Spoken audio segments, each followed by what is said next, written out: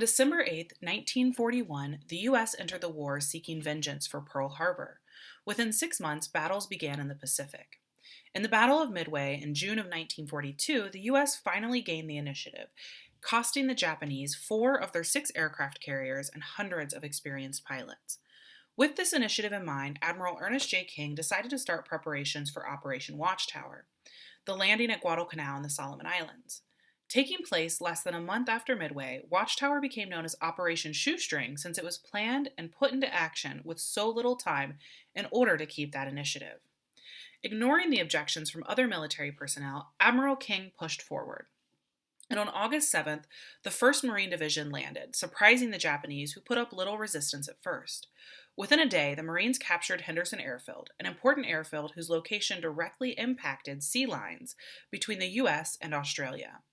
The next night, however, Japanese cruisers arrived and landed a devastating blow to U.S. naval forces situated around Savo Island, a small island just northeast of Guadalcanal. U.S. forces were pushed out, leaving landlocked Marines stranded, their fate hanging on a string. Over the following months, there were more battles throughout the Solomon Islands, both on land and at sea. Brutal naval action along the slots, or waters, surrounding the islands sunk so many ships that it became known as Iron Bottom Bay. But, despite these hardships and bloody battles, the U.S. held their ground and retained the initiative through the following months as the Japanese attempted to regain it. Henderson Airfield became an important asset for the Americans. With the closest Japanese airfield some 600 miles away, its possession allowed the U.S. to keep the initiative in the Pacific. Never again were they on the defensive. Furthermore, Henderson Airfield and the Solomon Islands allowed the U.S. to launch a campaign of island hopping across the Pacific, moving closer toward the Japanese homeland. By November of 1943, Admiral Chester Nimitz was prepared to open the second phase of the Pacific island hopping campaign. While MacArthur would continue to advance from the south towards the Philippines, the Navy and Marines under Nimitz would advance directly on Japan across the Central Pacific.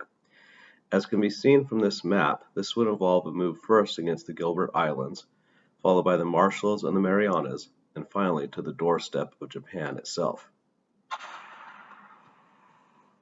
The first target in the Gilberts was the island of Betio, part of the Tarawa Atoll. Unlike the campaigns in the Solomons and New Guinea, this would be a direct frontal assault upon a fortified island, the first of its kind in the Pacific War. The task of securing Betio and its airfield was given to the 2nd Marine Division.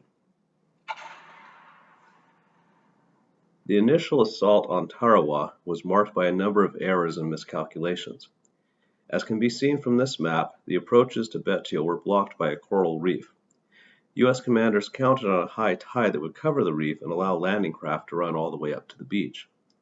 However, the tide remained low, meaning the landing boats could not make it over the reef.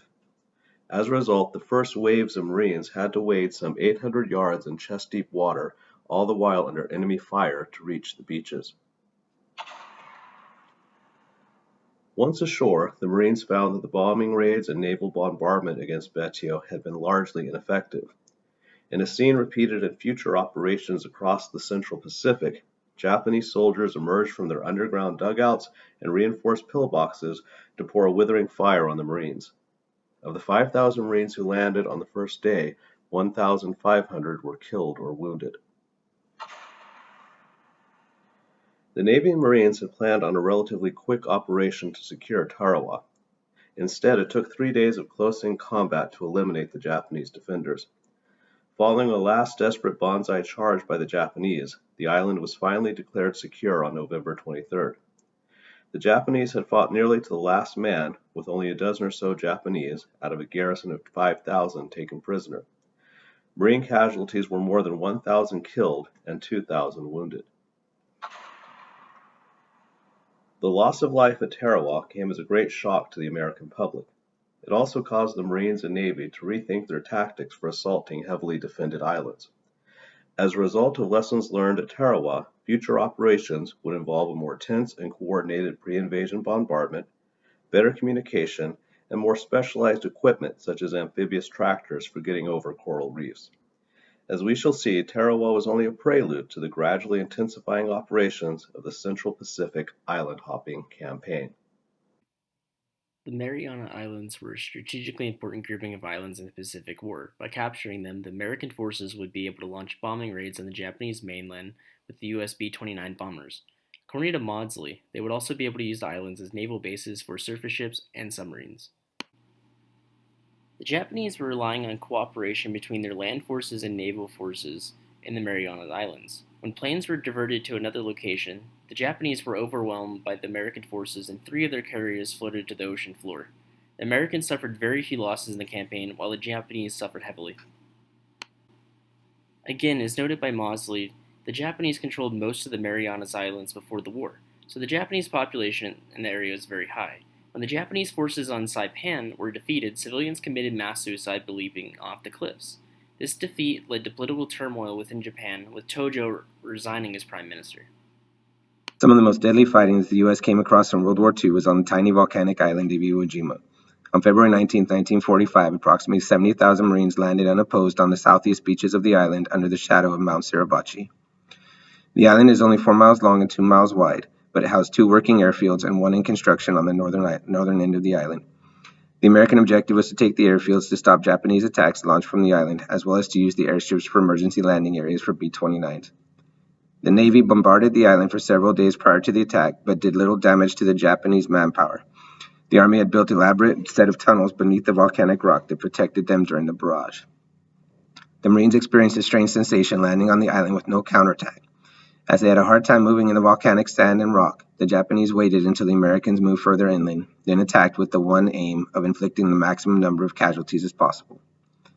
The fighting was intense in the interior as the Americans aimed to take the high ground and drive the Japanese from the island. By the 23rd of February, the Americans secured the heights of Mount Suribachi, forever immortalized in the flag-raising picture taken by Joe Rosenthal. On the same day, the first airstrip was controlled, but the heavy fighting would go on for another 30 days. The most terrific fighting took place on the heights on the northern end of the island that came to be known as the Meat Grinder. The Japanese did not use typical strategies in this battle as it began, but as it went on, they resorted to kamikaze attacks and one last desperate banzai attack that was repelled, and they signaled the end of the Japanese on the island.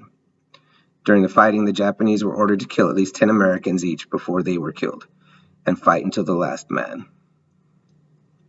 The casualty rate at Iwo Jima was incredible, as the U.S. suffered 20,000 wounded and 7,000 killed out of 70,000 who were involved. The Japanese had massive casualties as well, as 18,000 troops defended the island. Only 216 were left. The soldiers involved in this horrific fighting were handed out 27 Medals of Honor, more than any other battle in U.S. history. The island served as a base for the rest of the war, where 2,200 bombers made emergency landings and saved over 24,000 American lives, as well as prepared the way for the next target, Okinawa. The Japanese leadership attached such great importance to Okinawa that they had adopted a different approach to defensive battle. The Japanese planned no defense of the beaches of Okinawa and concentrated their efforts on 3 mountainous fortifications. The goal was to shake the Americans before they could reach the main home island and put the Japanese in a stronger position for negotiations. E.B. Sledge later stated, "It wasn't like the Japanese to let us walk ashore unopposed on an island only 350 miles from their homeland. They were obviously pulling some trick. American forces were able to divide the island 8 to 13 days ahead of schedule and were confused as to what the Japanese were doing. They knew the Japanese weren't about to give up the island without a fierce, drawn-out battle." The Japanese planned an escalation of their use of kamikaze. Americans were familiar with the suicide tactics at the time of invading Okinawa because a kamikaze attack was used on October 25, 1944, against the USS St. Lo in the Philippines. However, on Okinawa, there was a new tenacity to the special attacks. Within 6 days of the American landing on Okinawa, the Japanese began their attacks, one of which was recorded as a pilot suicide dive toward the USS Missouri. In all, the Japanese completed an estimated 1,900 suicide sorties between April and June of 1945. The Japanese referred to this operation as Tengao, and it was the largest suicide campaign ever mounted. The Japanese' unwavering and relentless attacks showed the United States that the demands of unconditional surrender would never be met. In response, the United States chose to unleash the newly created atomic bomb as a means of forcing the Japanese to submit to the conditions set in the Potsdam Declaration.